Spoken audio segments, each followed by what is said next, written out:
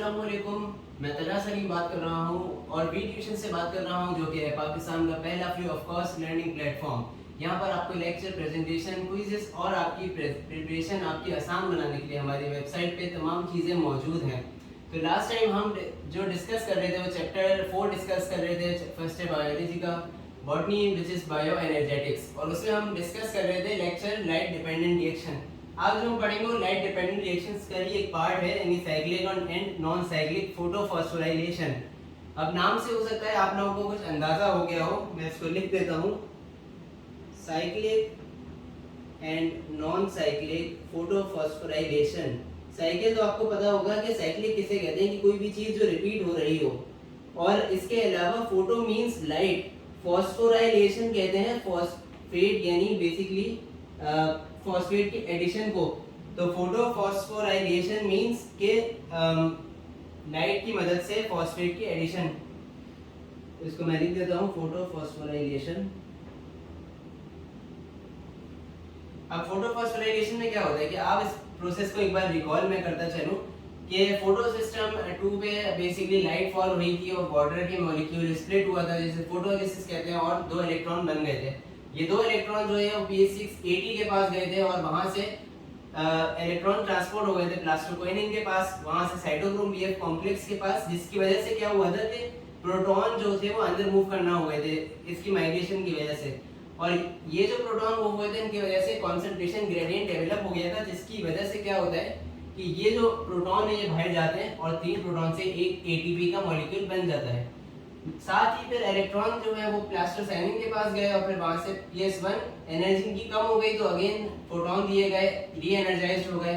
फेरोडॉक्सिन के पास गए, NADP reductase, जहां पे NADP जो है वो रिड्यूस हुआ। यहां पर ये मैंने लास्ट टाइम 2 इलेक्ट्रॉन नहीं लिखे थे, तो ये 2 इलेक्ट्रॉन बेसिकली ऐड हो गए, ये NADPH बन गया।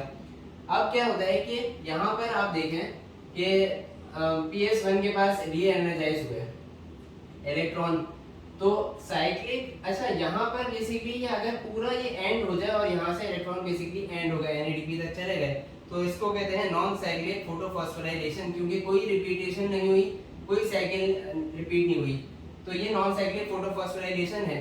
इन केस अगर डार्क रिएक्शन में, क्योंकि ये प्रोडक्ट जा रहे हैं ATP एंड NADPH, तो अगर डार्क रिएक्शन को ATP की ज्यादा नीड हो तो फिर वो जो प्रोसेस होता है लाइट रिएक्शन में वो होता है साइक्लिक फोटोफॉस्फोराइलेशन। साइक्लिक में क्या होता है कि यहाँ पर फोटो सिस्टम 1 के पास जब इलेक्ट्रॉन गए तो फोटो सिस्टम 1 से गए किसके पास इलेक्ट्रॉन, फेरोडॉक्सिन के पास, जैसा मैंने यहाँ पे इक्वेशन भी लिखी है।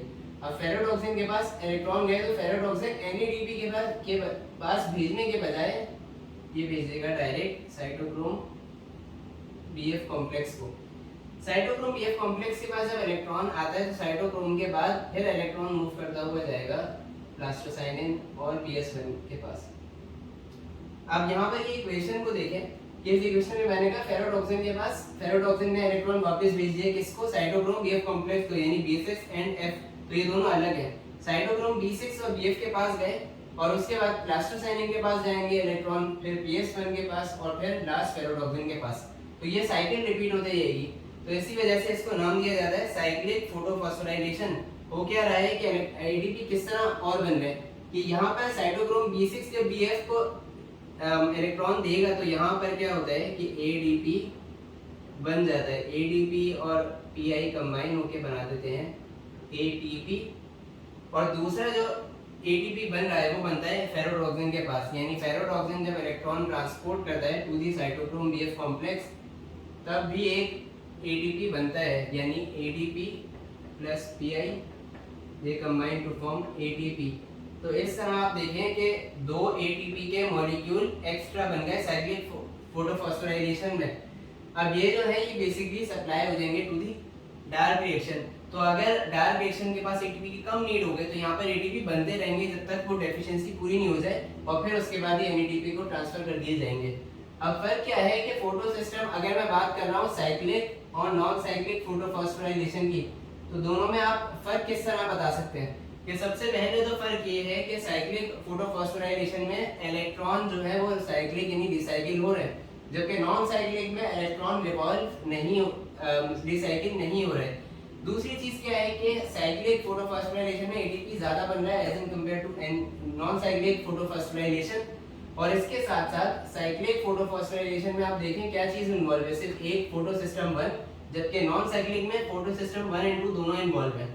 इसके अलावा एक और जो पॉइंट है वो ये है कि साइक्लिक फोटोफॉस्फोराइलेशन में NADP रिड्यूस नहीं हो रहा, क्योंकि इलेक्ट्रॉन कहाँ जा रहा है, इलेक्ट्रॉन से फेरोटॉक्सिन के पास आ रहा है, NADP के पास नहीं जा पहुंच पा रहा। तो इलेक्ट्रॉन नहीं पहुंच पा रहा, इस वजह से NADP रिड्यूस नहीं होता, जबकि नॉन साइक्लिक में NADP रिड्यूस होता है।